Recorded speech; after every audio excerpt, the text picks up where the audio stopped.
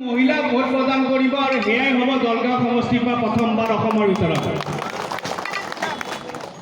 এতিয়া যিহেতু নিৰ্বাচন কাষত 9 তাৰিখে এপ্ৰিলৰ 9 তাৰিখে যিহেতু ভোট আমাৰ আমি প্ৰদান কৰিব লাগিব।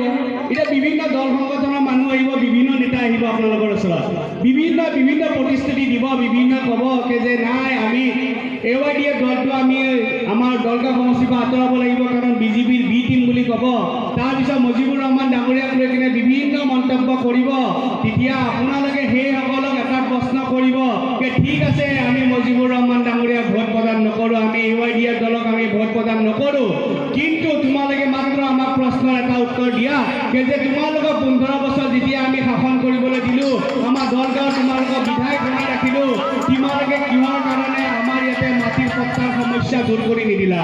আপোনালোকে প্ৰশ্ন কৰিব সেইসকলক যে তোমালোকক 15 বছৰ শাসন দিলোঁ, তাৰপিছত তোমালোকক দিয়াৰ ভিতৰত আমাৰ NRCত আমাৰ 60,000ৰ ওপৰৰ মানুহৰ নাম বাদ পৰিল কিয়?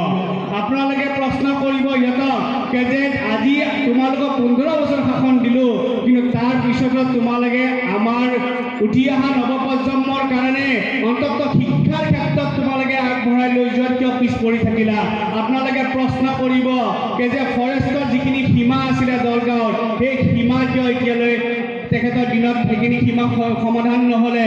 আপোনালোকে প্ৰশ্ন কৰিব যে যিখিনি আজি ধনশিৰি নদীলৈ 70 বছৰে কিন্তু ইয়াৰে মানুহে কিন্তু ভুক্তভোগী হৈছে নে নাই? আজি কিমান হাজাৰ মাটি বিঘা গুচি গ'ল, কিন্তু আজি সেয়া আমি সমাধান নাপালোঁ।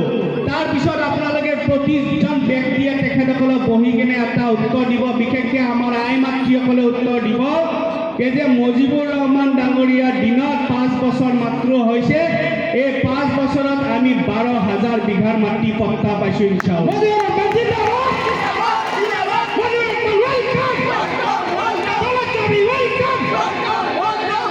তাৰপিছত আপোনালোকে আকৌ বহাই লৈ কিনে তেখেতক উত্তৰ দিব যে এই 5 বছৰত মুজিবুৰ ৰহমান ডাঙৰীয়াৰ নেতৃত্বত আজি যি সীমাৰ সমস্যা হৈ আছিলে ফৰেষ্টৰ, এই সীমা সমস্যা ইয়াৰ পৰা সমাধান হ'ল।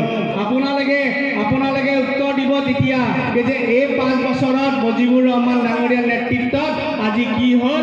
আজি আমাৰ উঠি অহা নৱপ্ৰজন্মৰ উজ্জ্বল ভৱিষ্যতৰ কাৰণে তেখেতে কি কৰিলে? তেখেতে কলা শাখা যি নাছিলে সেয়া কলা শাখা আনিলে।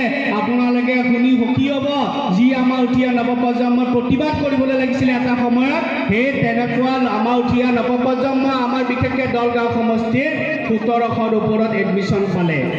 আপোনালোকে ভাবক যে তেখেতৰ নেতৃত্বত এই 5 বছৰত তেখেতে ৰাজপদূলিৰ পৰা লৈ কিনে বিভিন্ন ক্ষেত্ৰত তেখেতে উন্নয়ন কৰিছে।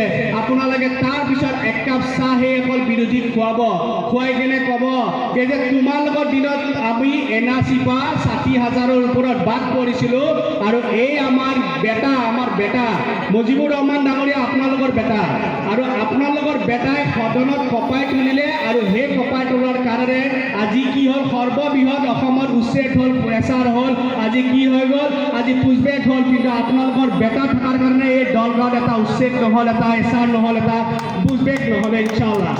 আৰু সেইকাৰণে তেখেতসকলক ক'ব যে আমাৰ বাঘ আছে, আমাৰ বাঘ আমি এজন ৰাখিছোঁ, আমাৰ